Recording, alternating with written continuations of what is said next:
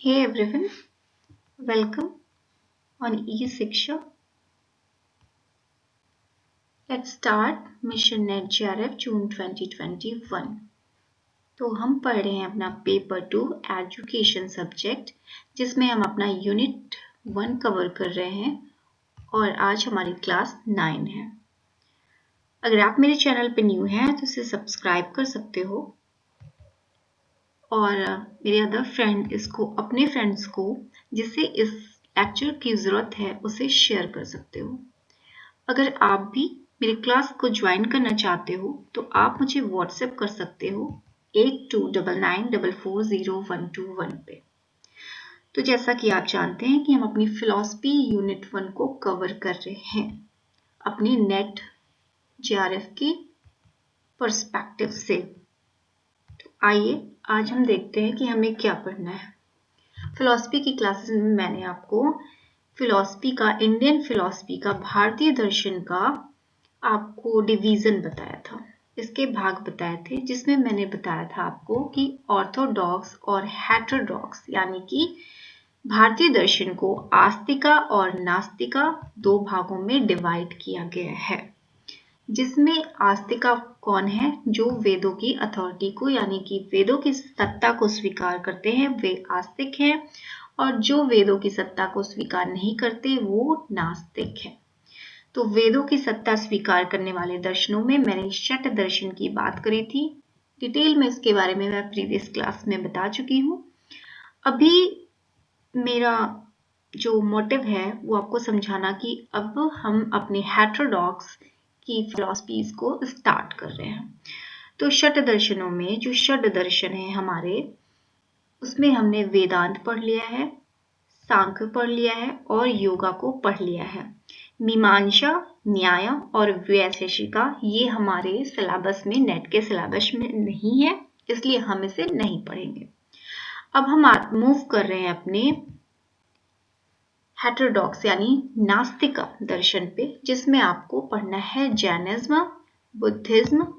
चारवाक आपके सिलेबस में नहीं है तो ये नहीं पढ़ना है। तो आज हम अपना बुद्धिज्म कवर करेंगे।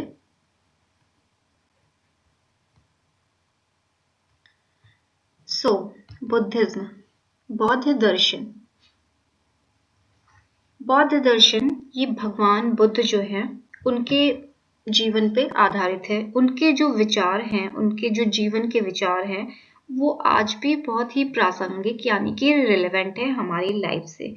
बहुत सी उनकी जो जीवन की घटनाएं हैं वो हमें अपने जीवन में आगे मूव करने के लिए प्रेरित करती है।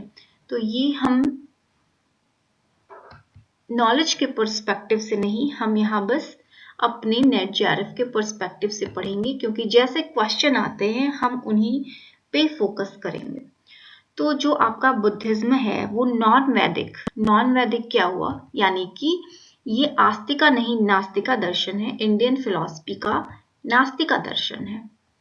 अब इसके रीजन क्या है? ऑरिजिन के उद्भव, इतने दर्शन थे भारत में पहले से ही, तो बहुत से धर्म थे, तो बुद्धिज्म का आने का कारण क्या, ऑरिजिन का कारण क्या हुआ? तो इसके बहुत से कारण हैं, बट जो आपके नेट के पर्सपेक्टिव से पूछा जाता है, जो पूछा गया है, उसमें मैंने 2-3 रीजन यहाँ पे लिख दिए हैं। पहला कि कास्ट सिस्टम जो हमारे वैदिक दर्शन था, उसमें वैदिक टाइम में क्या होता था कि वर्ण व्यवस्था के अकॉर्डिंग ही लोगों को अपनी आजीविका चलाने के लिए वो काम करते थे। जैसे कि कोई ब्राह्मण है, यदि कास्ट सिस्टम, वर्ण व्यवस्था जो बनी थी 4 प्रकार की थी, जिसमें जो ब्राह्मण थे उनका काम था लोगों को शिक्षा देना। उसके बाद क्षत्रिय थे, क्षत्रिय का काम था रक्षा करना। 3rd नंबर आपका वैश्य था, जिसका काम था कि व्यापार करना। और 4th नंबर आपका शूद्र था, जिसमें लोगों की सेवा करना, जितनी अपर जातियां उनकी सेवा करना।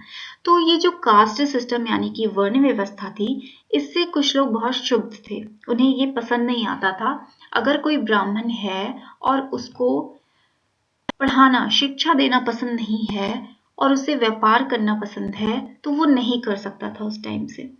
इस तरह से एक क्षत्रिय है, अगर उसे पढ़ाना पसंद है तो वो अपना काम छोड़ के वो नहीं दूसरा काम नहीं कर सकता था, अपने वर्ण के अकॉर्डिंग ही उसे कार्य का सिलेक्शन करना था। इसलिए ये पहला रीजन रहा बुद्धिज्म का आने का। दूसरा आपका था पशु बलि। पशु बलि इसका मतलब है जब वैदिक टाइम था तो उस समय क्या होता था कि रिचुअल्स जो कर्मकांड होते थे वो बहुत होते थे, और जब भी कोई कर्मकांड होता था तो उसमें क्या होता था, छोटे पशुओं की बलि दी जाती थी। तो बहुत से लोगों का मन जो हृदय था बहुत ही आप कह सकते हैं भावुक था, उन्हें ये चीज पसंद नहीं थी कि ईश्वर को प्रसन्न करने के लिए किसी निरीह प्राणी की बलि दी जाए। इसलिए ये भी एक रीजन रहा कि ये लोग चाहते थे कि दूसरा धर्म आए जिसे हम अपना सके। फिर ये लैंग्वेज, संस्कृत। संस्कृत का बहुत ही बोलबाला था और आम जनता जो थी उनकी भाषा प्राकृत थी या फिर पाली थी, तो उन्हें ऐसा कोई धर्म चाहिए था जो संस्कृत को छोड़ के प्राकृत और पाली पे बेस्ड हो। तो इस प्रकार जो रीजन हुआ ऑरिजिन ऑफ बुद्धिज्म का वो था इसका कास्ट सिस्टम, पशु बलि, लैंग्वेज। इस तरह के कई प्रॉब्लम्स हुए, कई कारण हुए जिससे बौद्ध धर्म प्रकाश में आया। अब इसके प्रोपोनेंट कौन थे? तो इसके प्रोपोनेंट थे सिद्धार्था यानी कि गौतम बुद्ध। अब हम थोड़ा सा गौतम बुद्ध के बारे में जान लेते हैं। जो गौतम बुद्ध थे ये एक राजा के बेटे थे, दैट मीन्स ये खुद एक राजकुमार थे। तो ये जब राजकुमार थे तो ये सन्यासी कैसे बने, इसकी एक छोटी सी स्टोरी है। एक दिन क्या होता है कि आपके सिद्धार्थ जो हैं वो निकलते हैं रास्ते में, घूमने के लिए निकलते हैं। तो घूमते घूमते ये देखते हैं कि एक बूढ़ा आदमी इनको मिलता है, और वो बूढ़ा आदमी, उसके दांत टूटे हुए हैं, बाल पक गए हैं, शरीर टेढ़ा मेढ़ा हो गया है, हाथ में लाठी पकड़ी है और वो धीरे धीरे कांपता हुआ सड़क पर चल रहा है। ये देख के वो बहुत दुखी हुए। फिर उन्होंने सोचा क्या लाइफ में हम भी ऐसे हो जाएंगे? फिर भूल गए वो। फिर दूसरे दिन निकले तो उन्होंने देखा कि एक रोगी व्यक्ति, बीमार व्यक्ति है, उसकी सांस जो है बहुत तेज से चल रही है, कंधे वंधे अस्त व्यस्त हैं, जो उसका शरीर है सूख गया है, अजीब सा हो गया है, उसका चेहरा पीला पड़ गया है और दूसरे के सहारे वो चल रहा है। फिर वो उस दिन बहुत दुखी हुए। फिर उन्हें लगा क्या लाइफ में मैं भी एक दिन रोगी हो जाऊंगा, मेरी भी ऐसी हालत हो जाएगी। फिर वो सोचते सोचते घर गए, बट थोड़ी देर बाद कुछ पल के लिए उस सब चीज को भूल गए। फिर एक दिन वो फिर से निकले बाहर घूमने के लिए, तो उन्होंने देखा कि एक डेड बॉडी जा रही है, अर्थी मिली उन्हें। बहुत से लोग उसके पीछे पीछे जा रहे हैं, उसे उठाए हुए हैं, बहुत से लोग रो रहे हैं, बहुत से लोग चिल्ला रहे हैं, बहुत दुखी हैं लोग। तो ये दृश्य उनको बहुत विचलित किया, बहुत ही ज्यादा वो विचलित हो गए। कह रहे अरे ये क्या, ये सब क्या होता है हमारी लाइफ में? हम जन्म लेते हैं, हम रोगी होते हैं, हम बुढ़े होते हैं, हम मर जाते हैं, तो उद्देश्य क्या है हमारे जीवन का, ऑब्जेक्टिव क्या है हमारे जीवन का? बहुत सैड थे वो, बहुत ही दुखी थे। उन्हें समझ नहीं आ रहा था कि लाइफ का उद्देश्य, हमारे जीवन का उद्देश्य क्या है जब हमें बूढ़े हो जाना है, मर जाना है, रोगी हो जाना है। फिर वो दुखी मन से घर गए और उनका मन राजकाज किसी चीज में नहीं लगता था, बहुत सैड रहने लगे। फिर एक दिन उन्होंने इन सब बातों को भुलाने की सोची और वो बाहर निकले। तो एक दिन तब उन्हें एक सन्यासी दिखाई दिया, और वो सन्यासी इतना प्रसन्न था, उसकी प्रसन्नता, उसकी जो भावनाएं थी, संसारिक भावनाएं, कामनाएं, उन सब चीजों से मुक्त था वो। और वो जो प्रसन्नचित्त सन्यासी को देख के जो सिद्धार्थ थे उनका मन उस सन्यासी की ओर आकृष्ट हुआ। फिर वो घर आए और उन्होंने सोचा कि धिक्कार है ऐसी जिंदगी को, ऐसी जवानी को जो जीवन को सोख लेती है, धिक्कार है ऐसे स्वास्थ्य को जो शरीर को नष्ट कर देता है, धिक्कार है जीवन को जो इतनी जल्दी अपना अध्याय पूरा कर लेता है। ये सब सोच के उन्होंने कहा कि बुढ़ापा, बीमारी, मौत सब कुछ चलेगा लाइफ में, लेकिन इस सन्यासी को देखो, ये कितना प्रसन्नचित है, इसे सांसारिक मोह माया से दूर होके कितना खुश है। और ये सब सोच के ही वो मोह बंधन से निकल गए, मुक्त हो गए और त्याग के रास्ते पे चल दिए। उसके बाद क्या हुआ, उन्होंने तपस्या करी गया में उन्होंने बोधि वृक्ष के नीचे, ये क्वेश्चन आया था एक बार, किस वृक्ष के नीचे सिद्धार्थ ने तपस्या करी, तो बोधि वृक्ष के नीचे 12 सालों तक 12 ईयर्स तक उन्होंने तपस्या करी।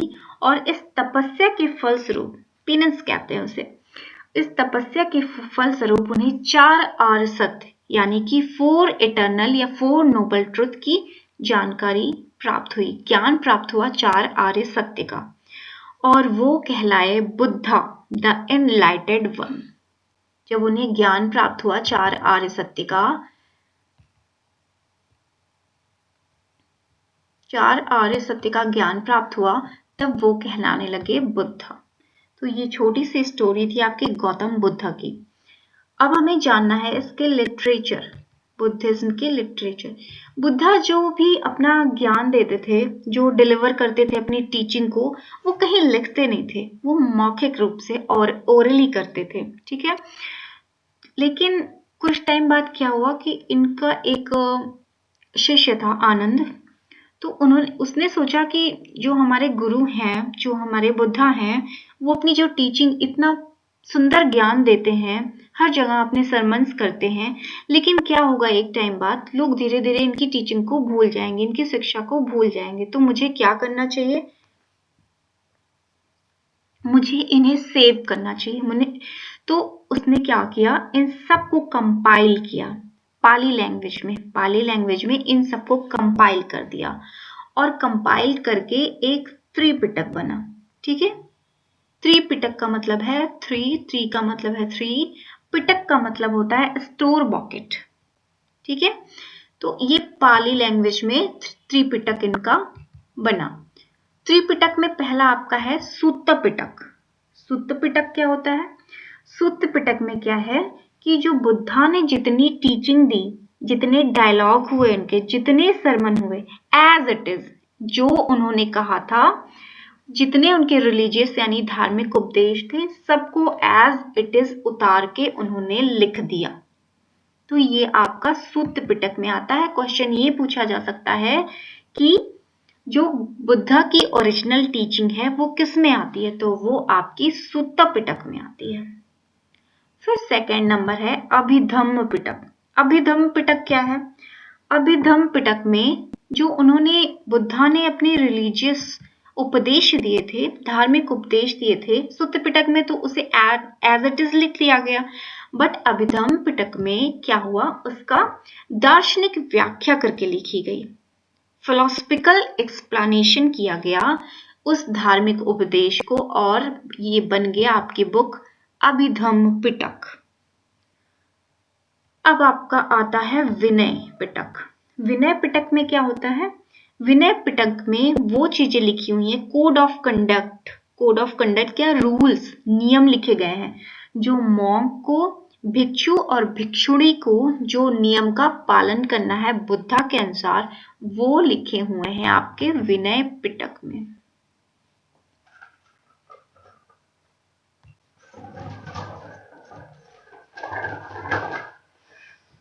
उसके बाद हम पढ़ेंगे सेक्ट्स ऑफ बुद्धिज्म। अब ये बुद्धिज्म को, इसका डिवीजन की क्या जरूरत पड़ी, क्यों ये 2 शाखाओं में बट गया, तो 2 शाखाओं में इसलिए बट गया कि जो ओरिजिनल टीचिंग थी, जितनी ओरिजिनल टीचिंग थी वो हीनयान में चली गई, और उसको थोड़ा सा बहुत लाइट करके, मतलब इजी वे में करके आप लोग चले गए, 2 भागों में बट गया, एक महायान और एक हीनयान। तो सेक्ट्स कौन से हैं बुद्धिज्म के, एक है हीनयान, दूसरा है आपका महायान।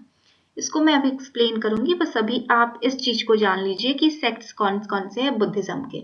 तो बुद्धिज्म के 2 सेक्ट्स हैं, हीनयान और महायान। हीनयान भी 2 भागों में बटा, वैभाषिक और दूसरा सौतांत्रिक। महायान 2 भागों में बटा, माध्यमिक और योगाचार, ठीक है। तो ये क्लियर हो गया होगा आपको। अब हीनयान क्या है, हीनयान जो था वो जो ओरिजिनल टीचिंग थी बुद्धा की, ये थेरवाद। इससे एक क्वेश्चन आया था कि हीनयान किस पे बेस्ड है, तो ये आपका बेस्ड है थेरवाद पे।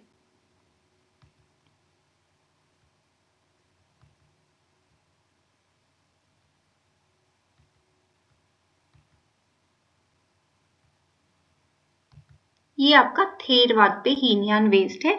और जो आपका महायान है, इसे कहेंगे मॉडर्न या डेवलप्ड, यानी ये विकसित हुआ, आधुनिक है, और डेवलप्ड यानी विकसित है।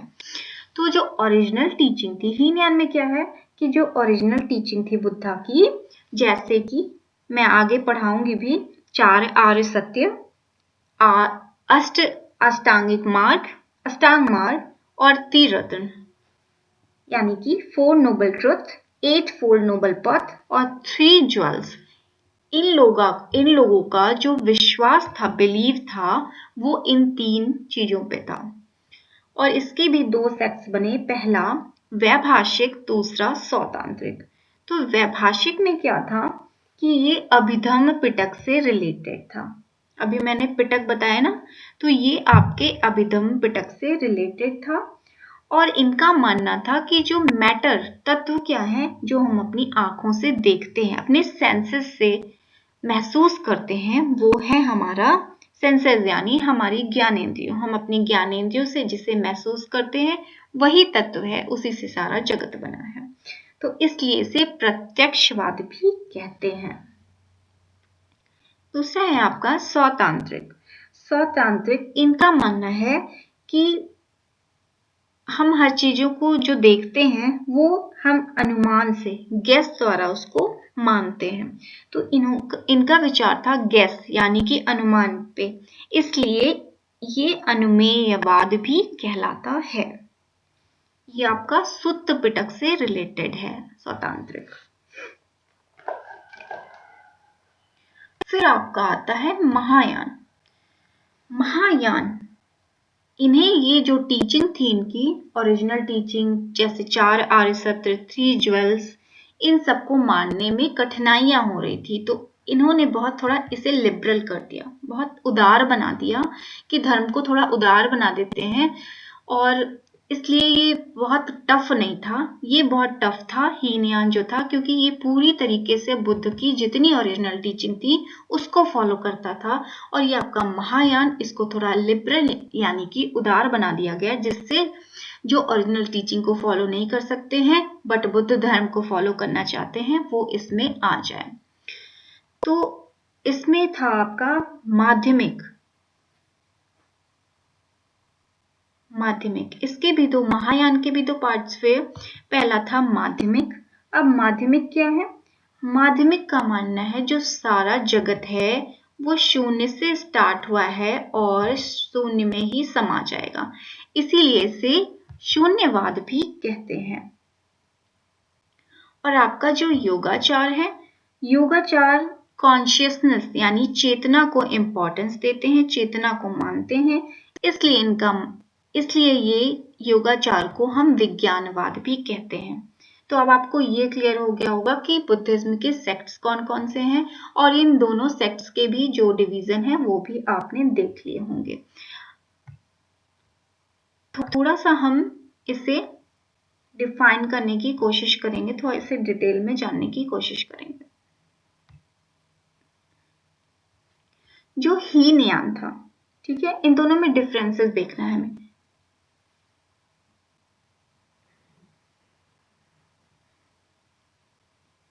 हीनयान था, हीन का मतलब क्या होता है? छोटा।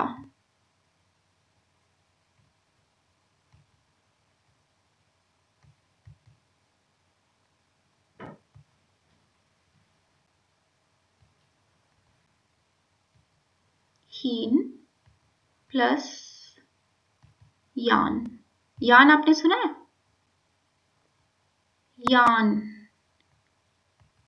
यान को कहते हैं जहाज या नाव, ठीक है। तो ये जो हीन था इसका मतलब था छोटी, और यान का मतलब था नाव, इसका मतलब है छोटी नाव। अब जैसे एक पर्सन है ये नाव है,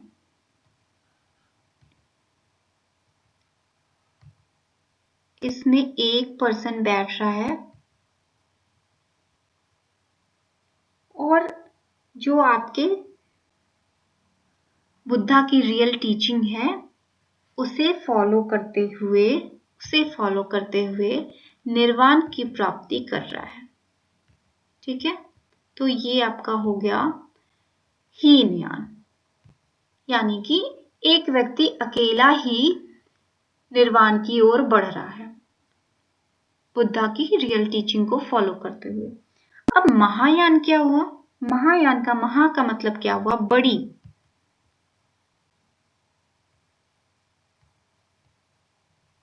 यान का मतलब हुआ नाव। अब बड़ी नाव, अब आप सोच लो, नाव बड़ी है, तो इसमें एक साथ कई लोग बैठ रहे हैं। छोटी नाव में अकेला एक व्यक्ति बैठा है और वो निर्वाण की ओर अकेला ही बढ़ रहा है बुद्धा की टीचिंग को फॉलो करते हुए। बट इसमें ऐसा कुछ नहीं है, इसमें बहुत से लोग एक साथ मिलके बुद्धा की टीचिंग को फॉलो करते हुए जितने उदार तरीके से निर्वाण की ओर बढ़ेंगे, सब लोग एक साथ। इसलिए ये जो महायान वाले थे, इसको अपना नाम महायान रख लिया कि हम महान हैं, और हीनयान इसे कह दिया कि अकेला ही व्यक्ति अपने आप को निर्वाण की प्राप्ति के लिए आगे बढ़ा रहा है, ये दूसरों के बारे में नहीं सोच रहा है, इसलिए ये हीनयान है। तो आप ये समझ गए होंगे कि हीनयान और महायान में क्या डिफरेंस है। अब हीनयान में एक चीज और जान लीजिए, ये क्या मानते थे? ये मानते थे बुद्धा की ओरिजिनल टीचिंग को। ठीक है, और ये क्या मानते थे? जो महायान वाले थे, इनका मानना था कि बुद्धा के हर एस्पेक्ट को, जितना वो सोचते थे, जितना वो चाहते थे, हमें सब कुछ मानना है, हमें रिजिड नहीं होना है, जहां चेंज हो सकते हैं वहां चेंज होना है। देखिए, हीनयान का मतलब एक तरफ से आप ये भी जान लीजिए कि जैसे आप नेट जेआरएफ की प्रिपरेशन कर रहे हैं, आप अकेले घर में बैठ जाइए और अकेले घर में आप बैठ के खुद से प्रिपरेशन कर रहे हैं, ठीक है, नेट को क्लियर करने के लिए। और यहाँ क्या है, आपने कोचिंग ज्वाइन करी है, मेरे पास पढ़ रहे हो और आप बहुत ढेर सारे हो, तो आप मिलके, सब लोग मिलके क्या कर रहे हो? निर्वाण की प्राप्ति, यानी कि अपना नेट जेआरएफ क्लियर कर रहे हो। Is that clear? हीनयान को एक्चुअल नेम इसका क्या है? थेरवाद भी कहा जाता है। ये जो हीनयान वाले थे, ये गॉड को, ईश्वर को नहीं मानते थे।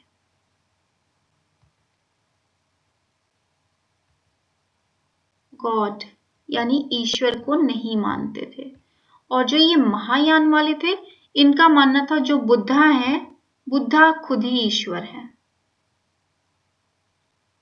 तो कहीं ना कहीं कंट्रोवर्सी होती है कि जब ये आस्तिक का दर्शन है ही नहीं, नास्तिक का दर्शन है, तो कैसे ये भगवान के बारे में बात करता है।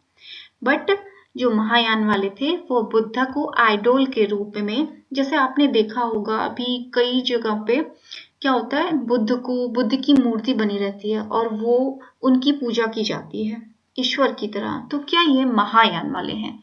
महायान वाले ही बुद्ध को आइडोल के रूप में पूजा करते हैं। बट जो हीनयान है, वो गॉड को मानते ही नहीं है और ना ही बुद्ध को मूर्ति के रूप में उसकी पूजा करते हैं। अब हीनयान वालों का जो एम है, वो है आपका निर्वाण, निर्वाण की प्राप्ति। इनका जो अल्टीमेट एम है वो निर्वाण की प्राप्ति है। बट जो आपके महायान वाले हैं, इनका एम है कि लाइफ को बहुत ही अच्छे से जीना है, हमें बहुत खुशी खुशी जीना है, एंजॉय करना है, हमें जो ये लाइफ मिली है, हमें उसे दुखी होके नहीं बिताना है। अब दूसरा कॉन्सेप्ट है कि ये इनका मानना है कि जो हमारी जिंदगी है, हम रीबर्थ नहीं लेते। ठीक है, ये जैसे एक दीपक है, ये दीपक है, और जब हम मर जाते हैं तो ये दीपक बुझ जाता है, यानी कि हम रीबर्थ को नहीं प्राप्त करते, पुनर्जन्म हमारा नहीं होता, और ये दीपक यहाँ पे बुझ जाता है जब हम मर जाते हैं, और हम मोक्ष को यानी निर्वाण को प्राप्त कर लेते हैं। बट इनका मानना है कि यहाँ जो दीपक है, ये हमारे मरने के बाद एक दूसरे दीपक को जला देता है, यानी कि हमारा पुनर्जन्म हो जाता है। तो दोनों में इतने डिफरेंसेस हैं, आप देख पा रहे हो। ये पुनर्जन्म को नहीं मानता और ये पुनर्जन्म को मानता है।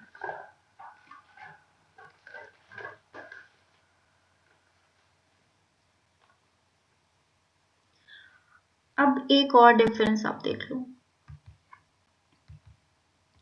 जो हीन यान वाले थे, ये अष्टांगिक मार्ग को, इनका मानना था कि हमें निर्वाण कैसे प्राप्त होगा।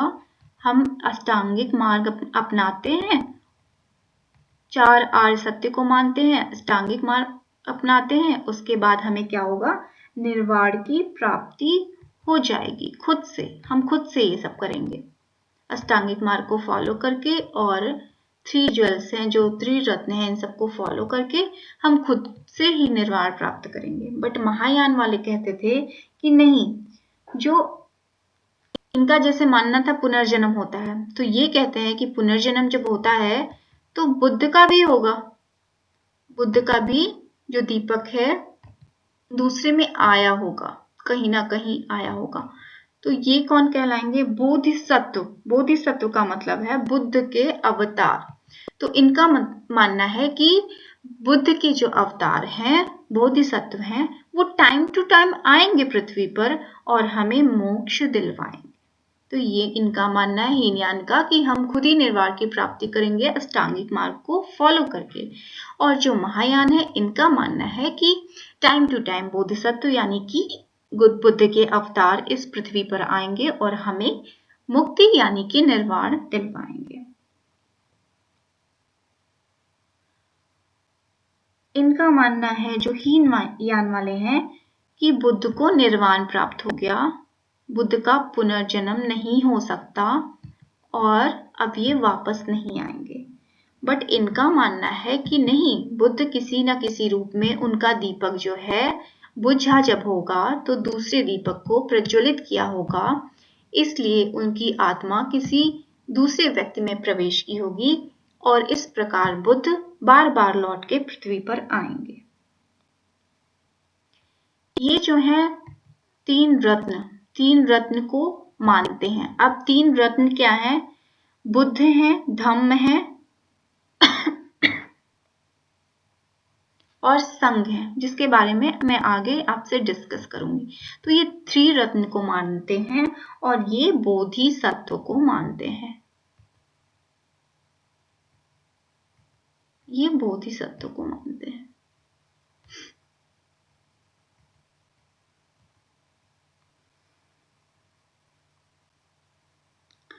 तो मुझे लगता है कि आपको ये सेक्ट्स जो हैं वो क्लियर हो गए होंगे, आप समझ गए होंगे कि हीनयान और महायान में क्या डिफरेंसेस थे। आगे मैं आपको बाकी चीजें कल क्लास में डिस्कस कर लूंगी। अभी इसमें काफी कुछ बचा हुआ है नेट के पर्सपेक्टिव से, तो उसे हम आगे डिस्कस करेंगे।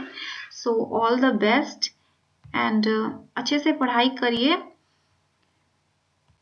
मैं जब क्लासेस नहीं ले पाती हूँ तो आप प्लीज परेशान मत होइए, मुझे पता है कि टाइमली आपके कोर्स को कवर कराना है, दैट इज माय रिस्पॉन्सिबिलिटी, और मुझे अपनी रिस्पॉन्सिबिलिटी अच्छे से निभानी आती है। सो प्लीज परेशान मत होइए आप लोग। काफी बच्चों के जब मैसेजेस आते हैं उन्हें लगता है कि मैंने उन्हें मझधार में छोड़ दिया है, तो ये आपकी मिसअंडरस्टैंडिंग है। अभी हमारे पास 3 मंथ्स है और मैं सब कुछ क्लियर करा दूंगी, बिलीव रखें। एंड ऑल द बेस्ट, अच्छे से पढ़ाई करें। कोई भी दिक्कत हो तो आप मुझे मैसेज और कॉल कर सकते हैं। Thank you and all the best.